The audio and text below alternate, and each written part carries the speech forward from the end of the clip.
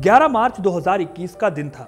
America में एक बहुत क्यूरियस शख्स जिम बेली एक मेटल डिटेक्टर की मदद से जमीन में कुछ ढूंढ रहे थे। अपने मेटल डिटेक्टर से तरह तरह की चीजें ढूंढ निकालने वाले बेली को उस जगह से और भी कुछ मिलने की उम्मीद थी।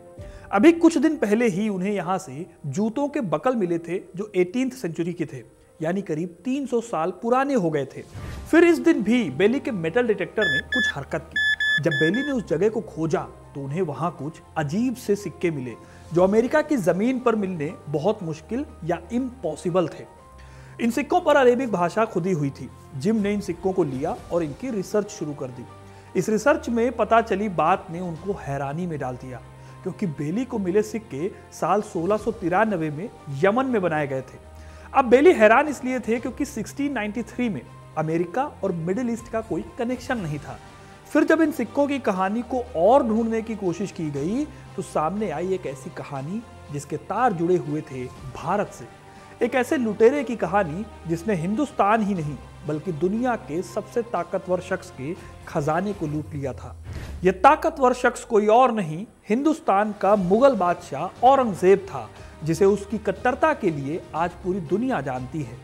आज इसी लूट और उस लुटेरे की कहानी मैं आपको सुनाने वाला हूं, जो औरंगजेब के जीते जी कभी हाथ नहीं आया और उसके लूट की सजा को अंग्रेजों ने झेला। ये सब जानने के लिए वीडियो को अंत तक जरूर देखिएगा, क्योंकि अपना इतिहास नहीं जानोगे तो खुद को कैसे पहचानोगे। दोस्तों, वीडियो में आगे बढ़ने से पहले मैं आपको बताना चाहता हूं HDFC स्विगी क्रेडिट कार्ड के बारे में। ये credit card life time free है और अगर आप इसे स्विगी पर ऑर्डर करते हो तो आपको मिलेगा 10% का कैशबैक, और अगर आप ऑनलाइन ऑर्डर करते हो तो आपको मिलेगा 5% का कैशबैक। लिंक डिस्क्रिप्शन में है, आप वहां से जाकर चेकआउट कर सकते हो HDFC स्विगी क्रेडिट कार्ड। कहानी शुरू होती है साल 1695 से। इस साल सितंबर महीने की एक तारीख को औरंगजेब अपने महल में आराम कर रहे थे। तभी उन्हें खादिम ने बताया कि औरंगजेब के जहाज को लूट लिया गया है। इस जहाज में काफी सारा माल भरा हुआ था। इस माल की कीमत आज के हिसाब से 900 करोड़ रुपए थी। औरंगजेब के लिए यह बहुत बड़ा नुकसान तो था ही, साथ ही उसकी शान में गुस्ताखी भी थी। इसके साथ ही उसे पता चला कि जहाज में बैठे सैकड़ों हज यात्रियों को लुटेरों ने मौत के घाट उतार दिया और महिलाओं के साथ असॉल्ट भी किया गया। जब औरंगजेब ने यह खबर सुनी तो वो गुस्से से लाल हो गया। उसने जोर से पूछा कि किसकी इतनी हिम्मत हो गई। इस सवाल के जवाब में उसे एक लुटेरे का नाम मिला, हेनरी एवरी। अब सवाल है कि हेनरी एवरी था कौन? हेनरी एवरी नाम के इस लुटेरे की कहानी काफी दिलचस्प है, क्योंकि यह कभी ब्रिटेन की रॉयल नेवी में शामिल था। हेनरी ने औरंगजेब के जहाज गंजे सवाई को कैसे लूटा, उसे जानने से पहले जान लेते हैं कि हेनरी लुटेरा कैसे बना। 1659 में इंग्लैंड के प्लेमथ शहर में हेनरी का जन्म हुआ था। जब वो बड़ा हुआ तो उसने ब्रिटिश रॉयल नेवी में नौकरी कर ली। यहाँ से निकलकर वो गुलामों की खरीद फरोख्त करने लगा। इसके बाद उसकी लाइफ का एक ऐसा पड़ाव आया जब उसने डकैती को पूरी तरह से अपना लिया। साल 1693 में उसे लंदन के एक अमीर आदमी की फ्लीट में शामिल होने का मौका मिला। फ्लीट में काम करने वाले लोगों ने तनख्वाह और खाने की कमी के चलते नाराजगी जाहिर करनी शुरू कर दी थी। हेनरी ने इस गुस्से का फायदा उठाया। उसने बगावत करके एक जहाज पर कब्जा कर लिया। 7 मई 1694 को उसने 85 लोगों के साथ इस फ्लीट को छोड़ दिया। उसने अपनी एक नई टीम बनाई और उसको कहा कि वो ईस्ट इंडिया कंपनी के जहाज़ों को लूटेंगे और खूब मुनाफा कमाएंगे। इस तरह पैसे का सपना दिखाकर हेनरी ने सबको अपनी तरफ मिलाया और खुद जहाज का कैप्टन बन गया। उसने अपने जहाज का नाम रखा फैंसी।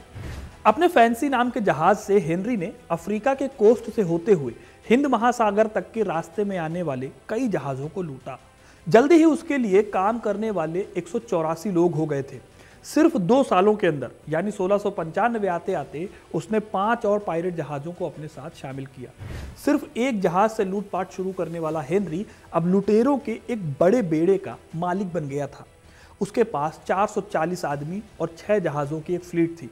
फिर उसने नजर घुमाई ईस्ट इंडिया कंपनी के जहाज़ों की तरफ, जिन्हें लूटने का वादा उसने अपने साथियों से किया था। इसके लिए उसने एक जगह देखी जहां से होकर कई बड़े जहाज गुजरते थे। इन्हें लूटकर वो अच्छा खासा माल कमा सकते थे। ये जगह आज के यमन के पास रेड सी में पड़ती थी। इस जगह का नाम था पेरिम आइलैंड। यह आइलैंड सूरत से मक्का जाने वाले रास्ते पर पड़ता था। इस रास्ते से ईस्ट इंडिया कंपनी के जहाज भी जाते थे और इंडियंस के जहाज भी यहाँ से जाया करते थे। इसी रास्ते से हर साल एक खास वक्त पर मुगल जहाज़ों का एक बेड़ा भी गुजरता था। 25 जहाज़ों के इस बेड़े में मक्का तक हज पर जाने वाले लोग हुआ करते थे। साथ ही सूरत से सामान भी भेजा जाता था जिसे मिडिल ईस्ट में बेचा जा सके। इन 25 जहाज़ों में सबसे बड़े जहाज़ का नाम था गंजे सवाई। यह जहाज़ 1600 टन भारी था। जहाज़ की सिक्योरिटी के लिए 80 तोपें लगी हुई थी और इस पर 600 से भी ज़्यादा लोग काम करते थे। मुगलों के लिए यह जहाज़ बहुत खास था क्योंकि इस जहाज़ को अकबर की बेगम मरियम उज जमानी ने बनवाया था। इसके साथ ही गंजे सवाई की सुरक्षा के लिए एक दूसरा जहाज़ था जो कि थोड़ा छोटा था। इस जहाज़ का नाम था फतेह मोहम्मद। उधर हेनरी एवरी के पायरेट बेड़े में 6 जहाज़ थे। द फैंसी, जिसका कप्तान खुद हेनरी था। डॉल्फिन, इसके कप्तान का नाम था रिचर्ड वॉन्ड। पोर्टस्मिथ एडवेंचर जहाज़ का कप्तान था जोसेफ फेरो। चौथा जहाज़ था एमिटी, जिसका कप्तान एक मशहूर समुद्री डाकू थॉमस ट्यू था। 5वें जहाज़ का नाम पर्ल था, जिसका कप्तान का नाम विलियम मेज था। छठा और आखिरी जहाज़ था सुजैना और इसके कप्तान का नाम थॉमस वेक था।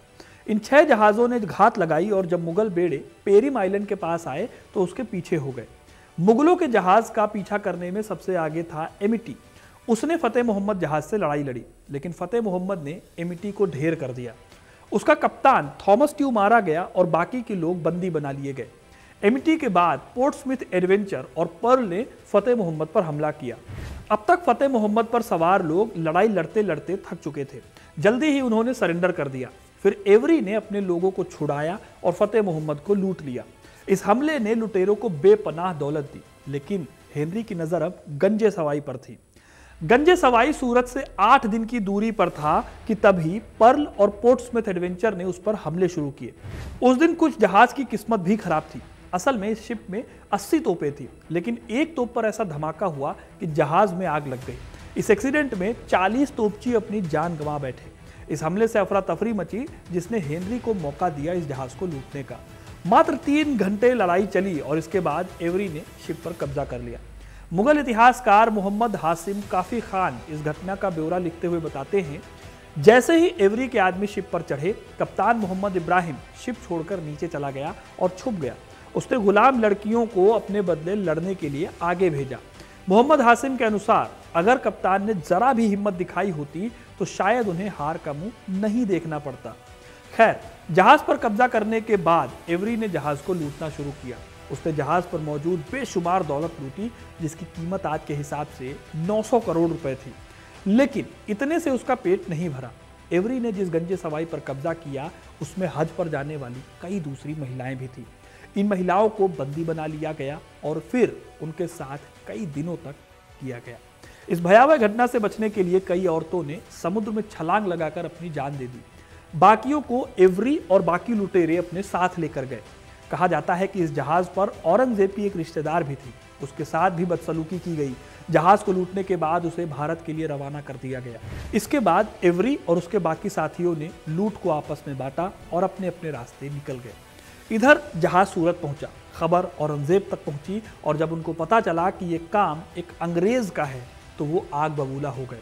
खासकर हज लौट रहे लोगों के साथ हुई हरकत ने उनका गुस्सा 7वें आसमान पर पहुंचा दिया था। ब्रिटिश ईस्ट इंडिया कंपनी को तब सूरत सहित कुछ पोर्ट्स पर व्यापार की परमिशन मिली थी। उन्होंने तुरंत कंपनी की 4 फैक्ट्रियों पर ताला लगवा दिया।